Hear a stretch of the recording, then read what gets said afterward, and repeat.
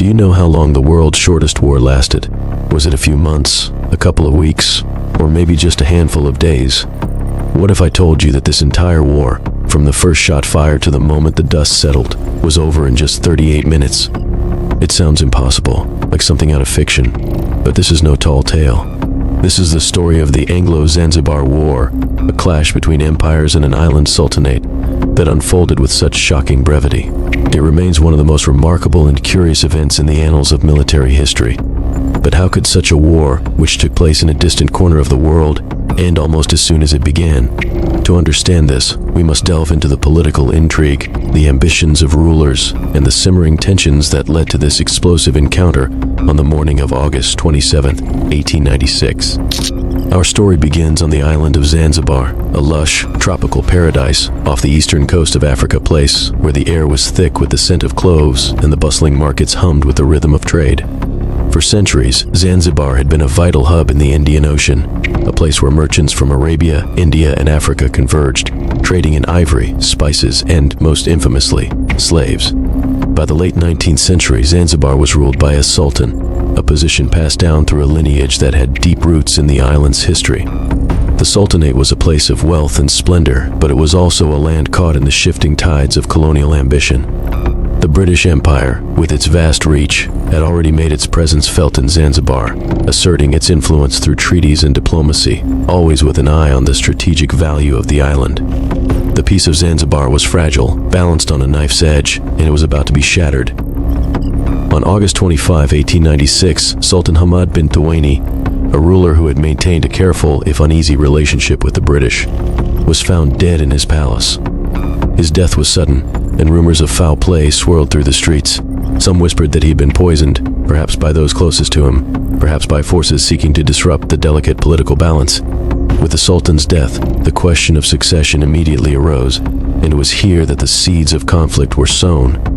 The British had their preferred candidate, Hamad bin Mohammed, a man they believed would be pliable and cooperative, ensuring that Zanzibar would remain under their sway. But there was another contender, a man with different ideas about Zanzibar's future, Khalid bin Bargash, the late Sultan's cousin. Khalid bin Bargash was not content to be a mere puppet of the British. As soon as his cousin's body was cold, Khalid moved swiftly, seizing the palace and declaring himself Sultan. He was determined to hold on to power, to assert his authority over Zanzibar, even if it meant defying the might of the British Empire. This act of defiance did not go unnoticed. The British, who had been watching the situation closely, were quick to respond.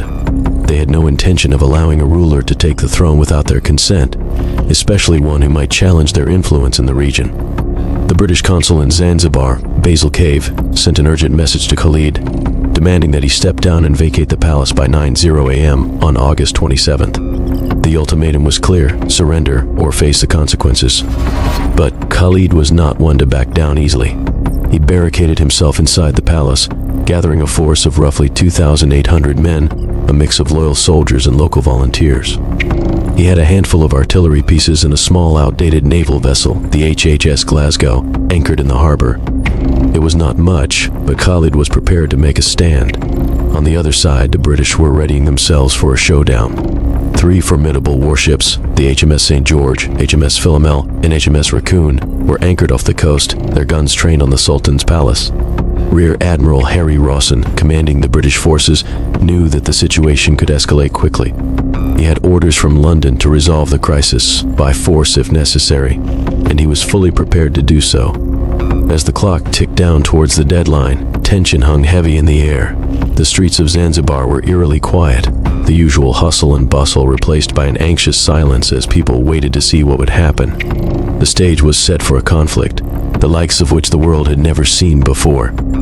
At precisely 9:00 a.m. on August 27, 1896, the British ultimatum expired. In that instant, the silence was shattered by the deafening roar of naval guns. The British warships opened fire on the Sultan's palace, unleashing a barrage of shells that tore through the ornate structure, reducing it to rubble within minutes. Inside the palace, chaos erupted. Khalid's forces, unprepared for the sheer firepower of the British, were thrown into disarray. The HHS Glasgow, Khalid's lone naval asset, was quickly targeted and sunk, disappearing beneath the waves almost as soon as the battle had begun. The Sultan's soldiers, outgunned and outmatched, began to flee, abandoning their positions in a desperate bid to escape the relentless bombardment. By 9:38 a.m., a mere 38 minutes after the first shot was fired, the war was over. The palace was in ruins, smoke rising from the smoldering remains. The Sultan's flag, which had flown defiantly over the palace at the start of the conflict, was lowered, signaling Khalid's defeat. The Anglo-Zanzibar War had come to an end, almost as quickly as it had begun. Khalid bin Bargash, realizing that all was lost, fled the palace in the midst of the chaos. He sought refuge in the German consulate, a move that further complicated the already tense diplomatic situation. The British demanded his surrender, but the Germans refused, protecting him within their walls. Eventually, Khalid was smuggled out of Zanzibar to German East Africa, where he lived out his days in exile.